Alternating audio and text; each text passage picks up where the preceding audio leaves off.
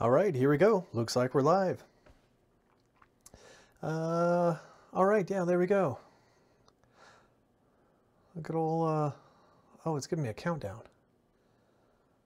2, 1. Okay, I guess now I'm live? I don't know. I may have been live before. It doesn't matter. Nobody's watching. That's okay. Mainly here just to see if this actually works. I've just been kind of curious about the process, curious how it works, so I figured I would just give it a try here. So I don't really know what to do until people join. Do I just sit here and talk to myself? It's kind of weird. So yeah, how's things? Can I adjust my camera frame a little bit? Just a little. All right. Yeah, there we go. All right, cool. So I'm on a pretty good 5 or 10 second delay here from what I see on my monitor and what I see YouTube playing back to me. So this is going to be a little weird. I got my camera set up. I think I got the audio with the coming out of both speakers now. I hope. Let's see. So yeah. Just me and the 0 people watching. What do I do when 0 people are watching? I don't know.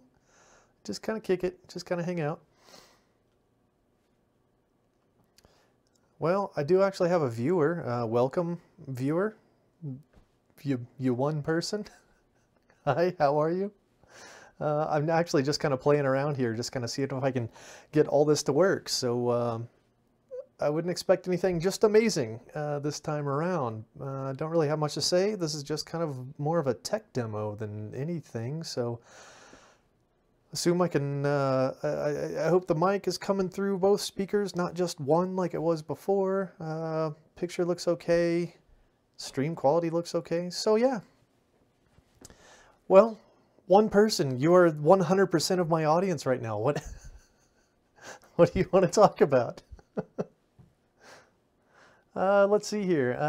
Yeah, I'm new to all this, so just kind of scrolling through the options here on YouTube. We got a chat.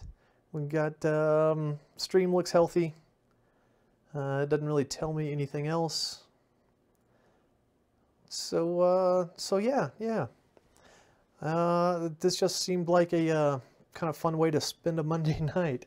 I got the house to myself, and I didn't really have material together for a video to write and script and produce and edit and all that stuff. So I figure I would give the live stream a try here for at least a little bit and just kind of see how it goes. I have no material prepared. I have nothing, nothing going on here. So a little bit of info about what's been going on. I have tried a couple of times now to record a review of the 2-notes torpedo reload, and it has not gone very well.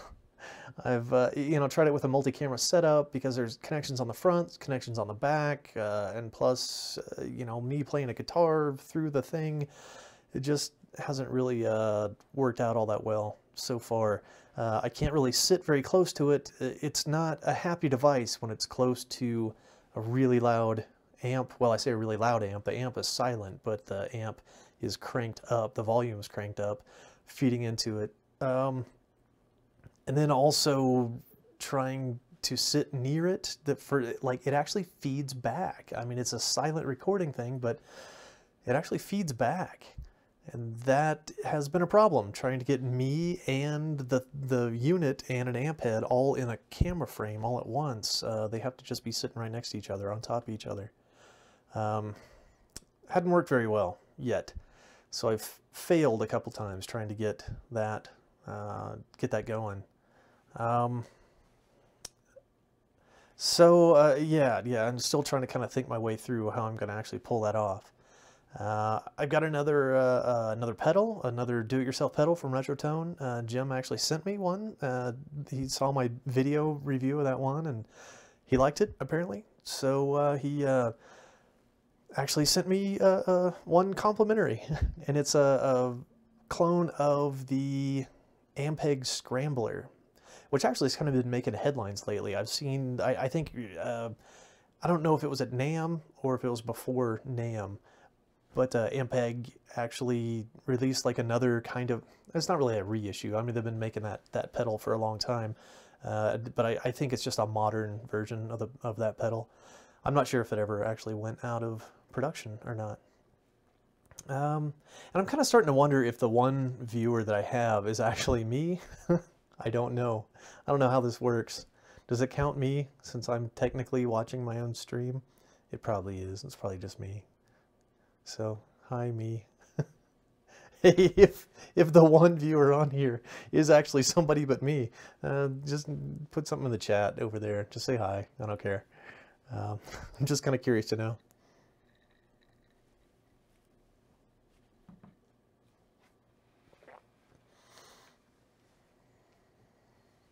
All right, what else? What else? Kicking it for 5 minutes here. Been 5 minutes already? Wow. I guess I'm just gonna assume that's just me and nobody else. So I'm just gonna kind of kick it here for a little bit.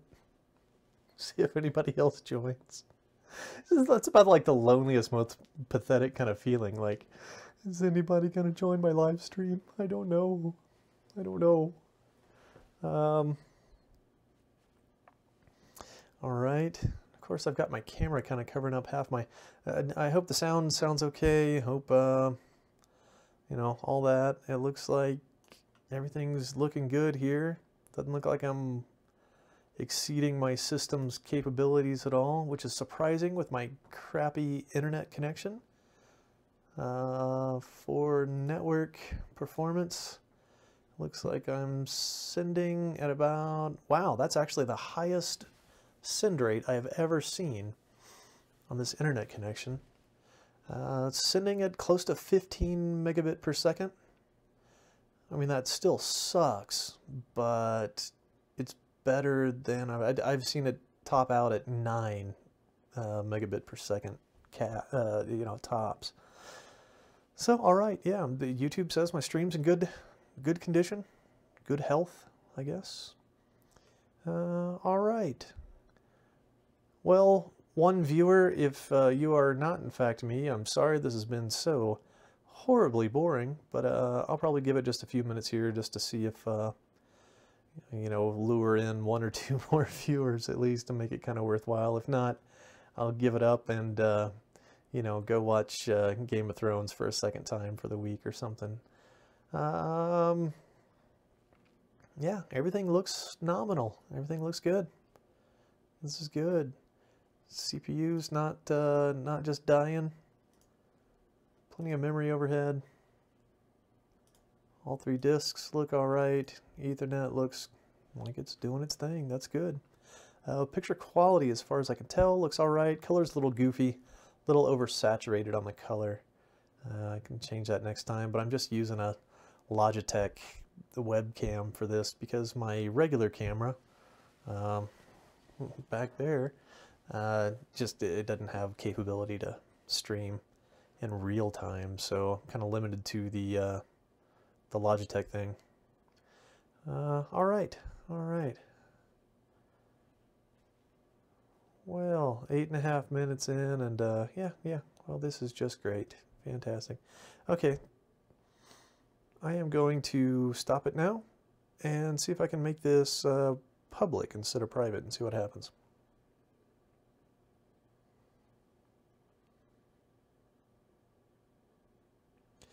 All right, hey, it says I'm live here. I tried this one. I've just been playing with live streams tonight. Sorry if I hope it's not just spamming all of my subscribers with, you know, your home recording studio is live, and then it's not, and then hey, it's live again, and then it's not.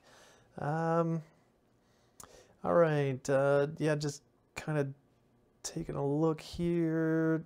It says I've got one, you know, again, with the one viewer thing, I just kind of have to assume that one viewer is me, since I'm monitoring on YouTube here. I guess I count as a viewer. If not, hi, one viewer, and sorry it's been stopping and starting, but hopefully I got the audio set up good. Hopefully I've got video at least looks okay. And hopefully this time around I've got the privacy set to public. Last time I had it to private because I didn't exactly know what I was going to end up with. But let's see, I'm just going to kind of hang out here for a little bit and see if anybody joins. If so, great. If not, you know, oh well. It's Monday night, I got the house myself. I didn't really have any material prepared for an edited, pre-scripted video, so I figured I would just kind of try my luck and see how live streaming goes. I'm using OBS as my encoder, just streaming through YouTube's kind of what seems to be kind of a default streaming application. It says my stream is healthy. And okay, all right, so yeah, I guess I'll just kind of hang out here for a few minutes, see if anybody hops on. I won't exactly be heartbroken if nobody does. Having a rum and coke. Cheers.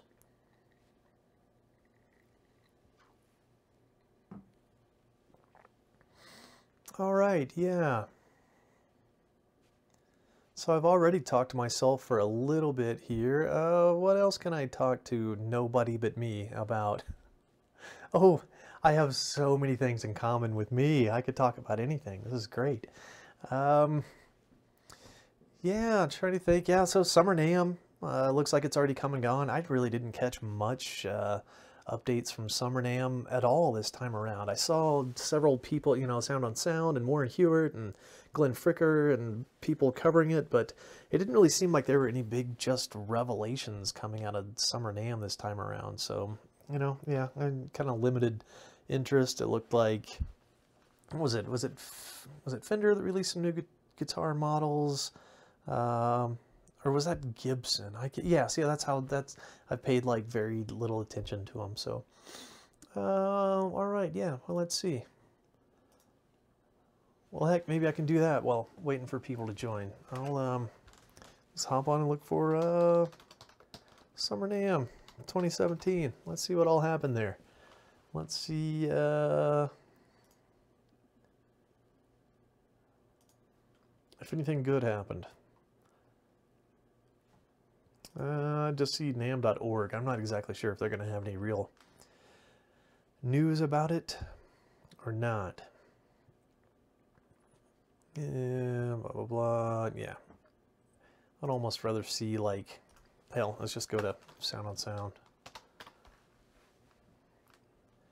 It all comes up for YouTube videos. I don't really want to play YouTube videos right now because I haven't tried that. Oh, hey, look, somebody joined. Hi. Sorry, I'm just kind of fooling around tonight, just trying to give this a try. So, all right, so that's Juan. All right. New place. The new place, you know, I can't just say it's, like, I love the house. I love the place itself.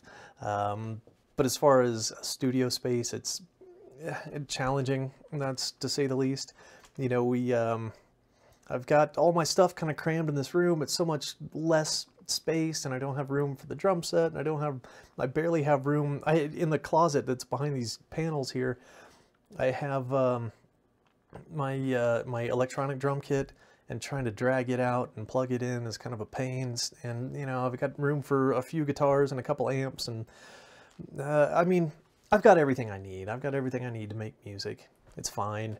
I just got really spoiled in my old studio, so it's taken a little bit of getting used to. So, yeah, can I manage that or not? Well, I can manage it. And this last couple of months, it's been a little more difficult because my stepson's staying with us, and, you know, another person in the house, and since I don't have a door to kind of close myself off, it's just, yeah. He doesn't care. He wears headphones most of the time. You know, he listens to music and watches YouTube with headphones. He wouldn't care if I came in here and sang and played and made noise or whatever. It's totally a me thing. I'm just self-conscious about it. There's just something about having that isolation. I don't know, you probably understand. There's just something about not having anybody else hearing what you're doing. It kind of gives you a little, for me at least, I'm not a performer, so it just gives me a little more freedom to kind of, I don't know, just to relax a little bit. I don't know, I kind of get better results. That's just me. But yeah. So, trying to think of what else is new. Yeah, the house here. I love the house, love the property. We live in a really dense neighborhood, so the houses are kind of close together. There's no way I could get away with just cranking an amp in this room. This room, like, I'm facing the street, and the houses are all pretty close to the street here. So, you know, can't really, I don't know. I have a feeling that if I cranked up an amp, I'd probably be on a first name basis with either my neighbors or the police in a hurry. So, you know, it's just the way it is. So I'm trying to find ways to record quietly, silently. That's just kind of the way it's been lately. So yeah, I've been playing with the 2 notes torpedo lately, the torpedo reload. And really, it is pretty awesome. I've had kind of mixed results, but I'm getting better at using it. So I've been putting off writing a review of it until I feel like I can get good results out of it, because I don't really feel like it'll be a very productive review for anybody if I'm just you know, struggling and getting fuzzy sounds out of it. So I'm getting better at using it. I've tried and failed a couple of times already to record a review. But I found out the hard way that guitars don't like to be close to the reload. When the reload's close to an amp, it actually feeds back. It's silent, but it actually, the components in it will feed back. And trying to get the torpedo and an amp and me and a guitar in frame, I have to be all just kind of crunched in close together. And that's all I could get out of it when I did that was feedback. And that's not a very fun review either, to make or to watch. So I'm still trying to work my way around that. So I'm trying to think anything else exciting. I have like absolutely no material prepared. I just had the house to myself tonight, and didn't really have anything prepared to record a real video. So I figured I'd try to put all the pieces together here to get a live stream going, and I'll be darned, it worked. Hey, just one question to Juan. Is the audio okay on the stream? Because I can see a picture of my video, but I can't hear my audio back. So I have no idea if it's... I did a test recording in OBS just to see. And at first I had audio only out of one side and not the other, and I clicked a button and I think that it fixed it, but I'm not exactly sure. So just kind of curious. Hey, all right, it's okay. All right, well, that's good to know. Hey, thanks. So, well, heck, you know, you're 100% of my audience right now. Any questions? Anything you want to talk about? Anything at all? Have a sip of a beverage here and, you know, think about it if you like.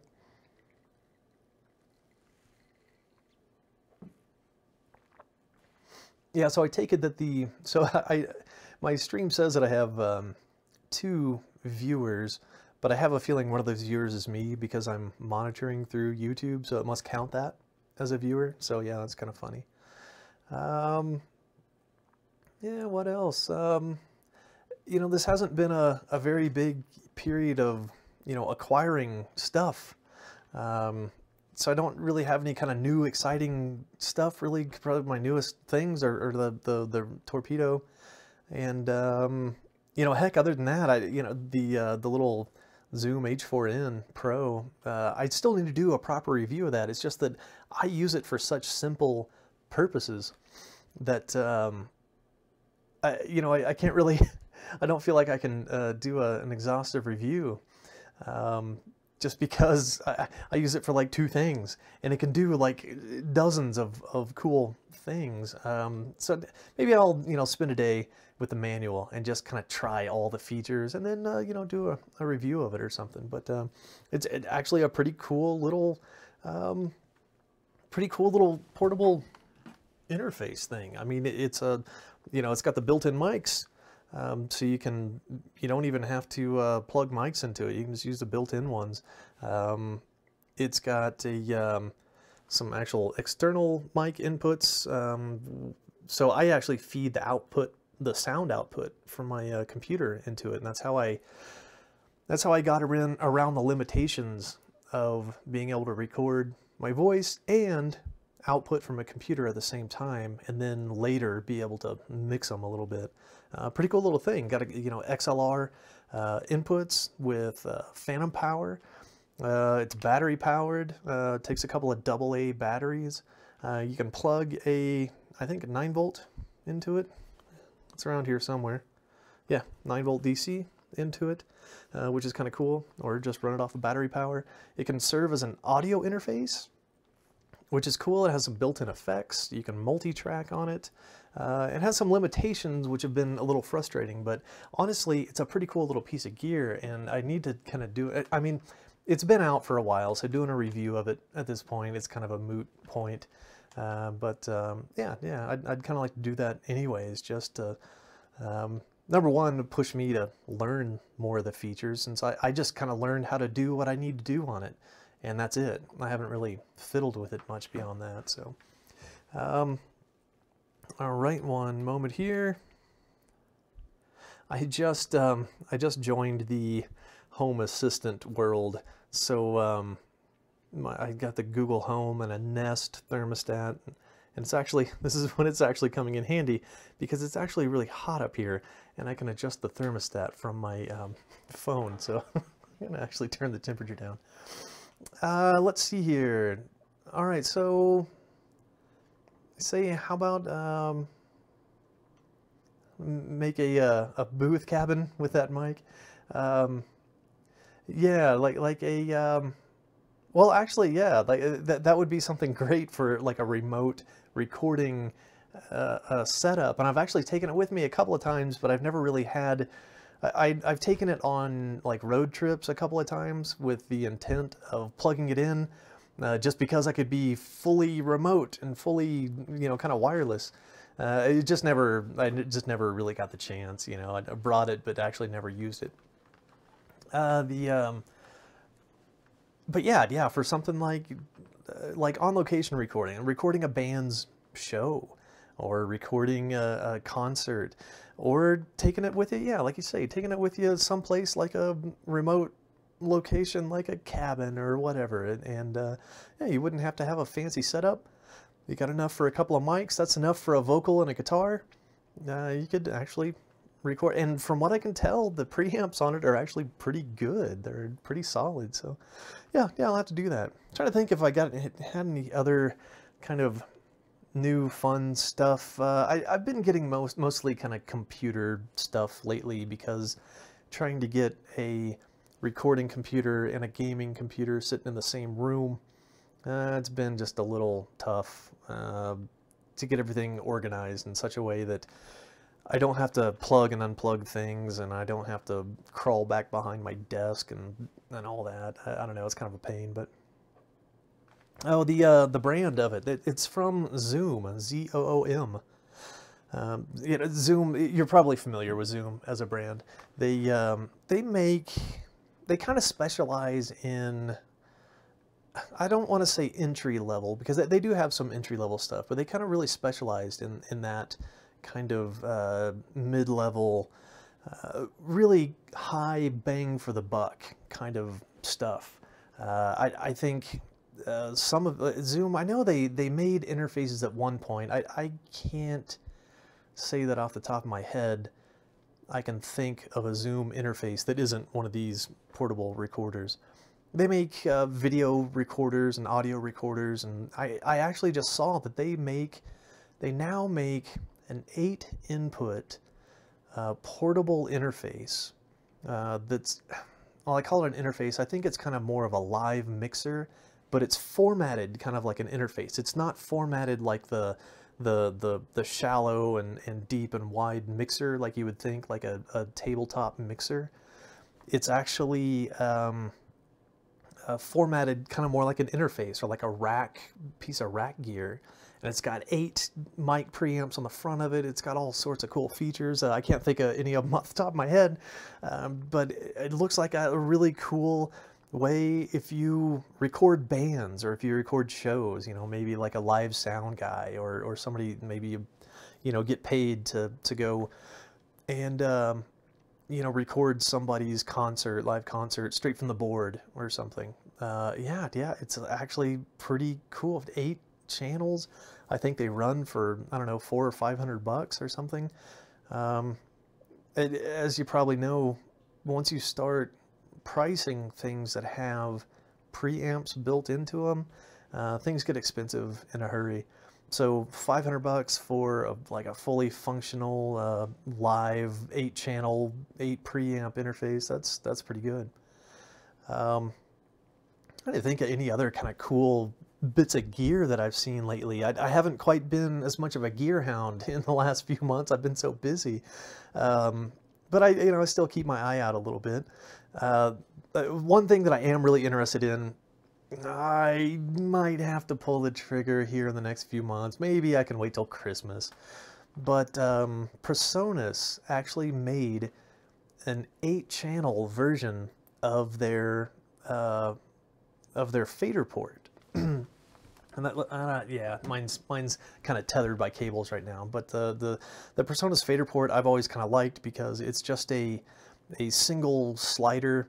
And I just wanted one fader in my studio, and it's kind of nice to have that tactile feedback of just having a fader to be able to use for automation and gain adjustments and volume adjustments and panning. Well, I say panning. The pan knob on this thing is terrible. It doesn't track very well.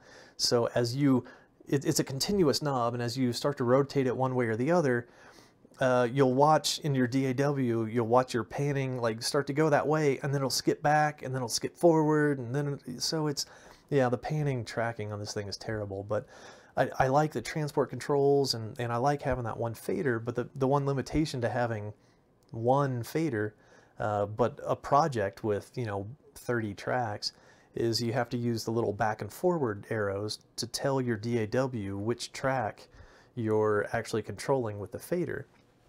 It's not that big of a deal, but it would be kind of nice to have 8 faders just kind of all at your fingertips and be able to control up to 8 tracks at once. So it's like mixing drums. That's kind of the big, the big thing for that would be able to have pretty much the whole drum kit mapped out to 8 faders and be able to make the adjustments all at once. Honestly, it's not that big of a deal to just skip back and forth with the bank buttons on the single fader port. But the 8-channel one, it looks kind of cool. I kind of want it. All right, your birthday's on Christmas. All right. So yeah, I've known a couple people with Christmas birthdays, and yeah, that's kind of a challenging birthday.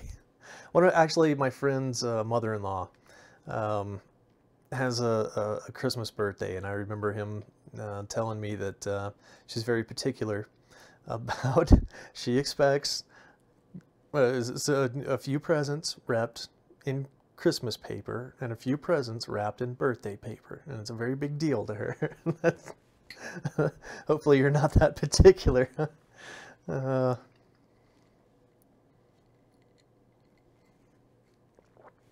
Yeah, what else? Well, I saw Summer NAMM has come and gone.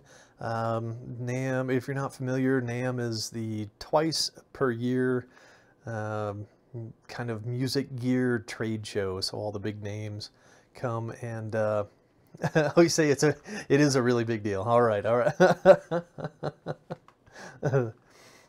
Well, yeah, that's kind of funny, you gotta differentiate those birthday presents from those Christmas presents, they're two totally different things, right? But yeah. So Summer NAMM came and went, and honestly, I don't really know. There didn't seem to be any big news coming out of Summer NAMM at all, which is kind of usually for a kind of music gearhead. You hear about all sorts of cool, new, exciting stuff coming out, but I don't know. I've been so busy, I didn't really pay too close of attention.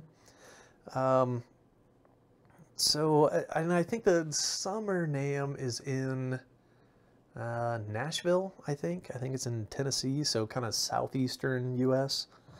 And then I think it's a Winter NAMM that happens out in California, which makes sense because the weather in California in the winter is actually pretty awesome. So, and oh, hello yeah. So in Mexico, all right, great. Where at in Mexico? I've only been a couple of times, and I've just been a tourist. I've just gone to the resorts, so I don't feel like and that's honestly the only times I've really ever been out of the country is, well, until last fall. We actually went to Europe last fall, so I've been such a homebody. I haven't really got out and traveled. Haven't got out and traveled a whole lot, so let me, I'm gonna butcher the name of it, but Cuernavaca? Am I even close? Am I? Yeah. Oh, that's great. That's awesome. You know, I would love to see the country more, because going to the resort, yeah, I've just been to Cancun, and that's not seeing Mexico. That's just seeing, I mean, it's a very, I don't know. It's, you know, it's mainly Americans and Europeans that go there, you know, and that's just about it. So, yeah, I don't really feel like I've seen, you know, Mexico the country. I've just seen the touristy, you know, kind of, you know, resorts. So yeah. But I mean, still, it's beautiful. I mean, the resorts are beautiful, no doubt about it. But all right, so what do I think about KRK? Yeah, that's a good question. I have zero hands-on experience with KRK monitors, and I assume you're talking about monitors when you say, because KRK to me, that's what comes to mind immediately are their monitors. They're super popular, and I mean, I guess just because something is super popular doesn't mean it's good, but also, especially in the audio world, things that are super popular tend to start to get almost a bad, like a bad reputation.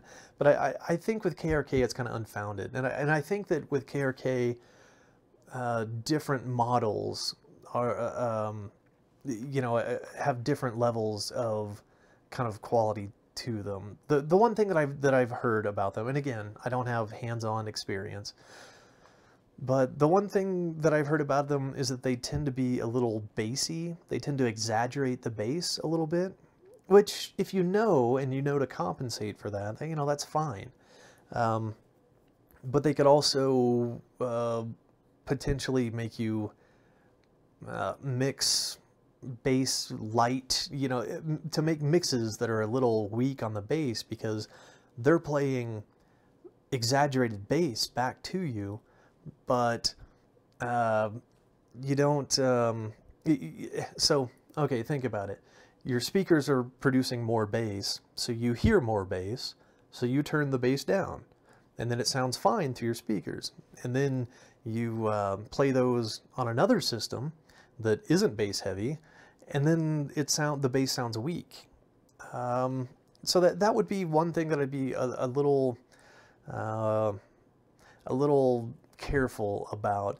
But again, that's just what I've heard, that just from talking to people that own them, reading reviews of them. So I don't, I don't. Maybe it's not. With audio gear, people tend to get really finicky, and really the reviews are a little, I don't know, sometimes they can be kind of exaggerated. Or really, I think that even a pair of hi-fi speakers, if all you have to do is learn what they sound like, listen to your favorite music on the speakers, and you can get an idea of how those mixes translate to your speakers, and then you can make decisions in your mixes to account for that. So it almost, I mean, it's nice to have a nice flat pair of speakers with a really flat frequency response, but it's not 100% necessary. If you just, you can learn any pair of speakers, you can, or headphones or whatever. Just listen to your favorite music on them. Music that you know how it sounds, you know, you've listened to on multiple different systems, and you have a pretty good idea of how it sounds. And then you can kind of learn, you know, how those speakers sound. So even if something like with what I've heard about KRK, you know, they have, you know, maybe a little bass heavy, but yeah, you can compensate for that. As soon as all you have to do is learn, is listen to how your favorite music sounds, and you know, kind of shoot for that. It's good to have a reference mix. That's something that I've been really bad about in the whole time that I've been recording. I don't do a whole lot of reference listening. I tend to, when I'm in my studio, I tend to be listening to my own music and listening to what I'm recording. And I need to do more of listening to reference tracks, listening to music that's familiar to me, so that I can kind of train my ears to what it sounds like, and then you know, kind of aim for that, kind of shoot for that when I'm mixing myself, my own music. So yeah, it's one of those things. Pardon me. Yeah, let's see what else is going on. You know, the whole move process has been interesting, to say the least. There's nothing like dismantling everything you own, packing it in boxes, dragging it across the country, and then unpacking it all. So I still don't really feel like I've gotten, I don't know, I think I've got everything in this room that I can.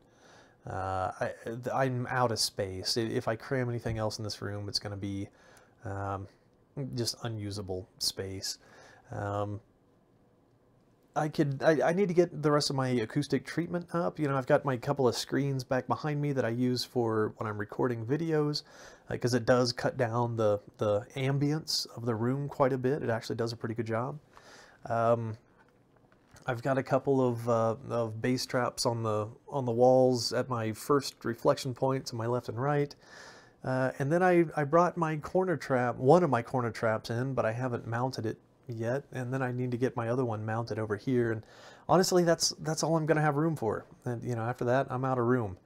But you know, the audio in here, the ambience sounds okay. It sounds better than it did before I put anything up. You know, the even just having stuff in a room helps.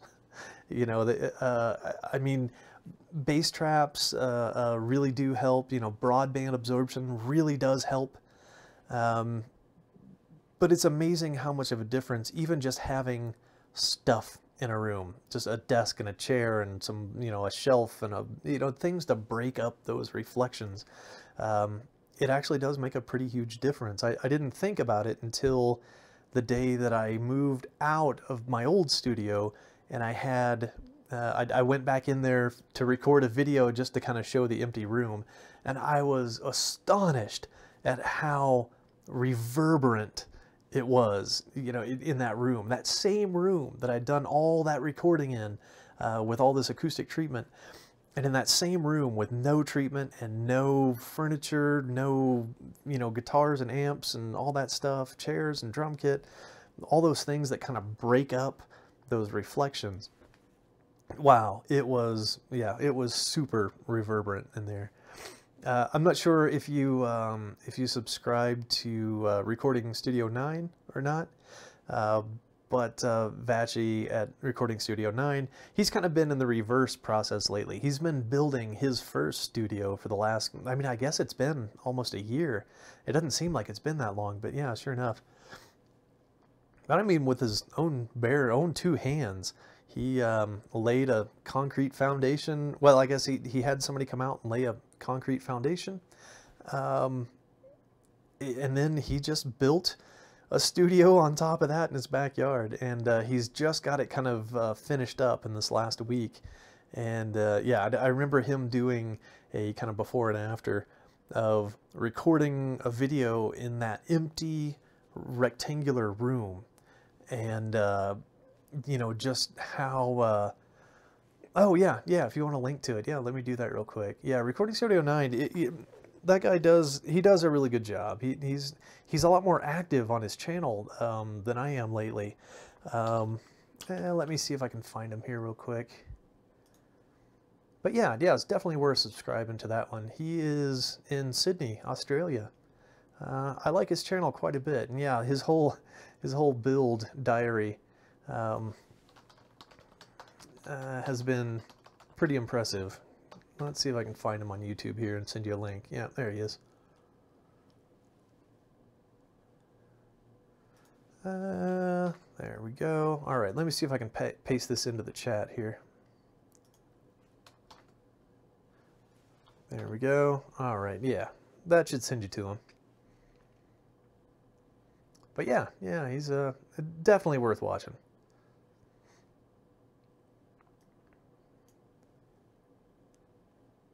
All right. Well, yeah, this has been I had the house to myself this evening, which is kind of a, oh yeah, you're welcome. I had the house to myself tonight, which is kind of a rare thing lately. So yeah, I just wanted to hop on and see if I could get this all working, and it actually looks like it's turned out okay. You know, so you said the audio sounded all right. Does the video actually look okay? I kind of see a monitor of myself in YouTube here. I mean, it looks, you know, okay from what I can tell, but yeah. Viva Mexico. Yes. Hey, well, cheers down there in Mexico, all right?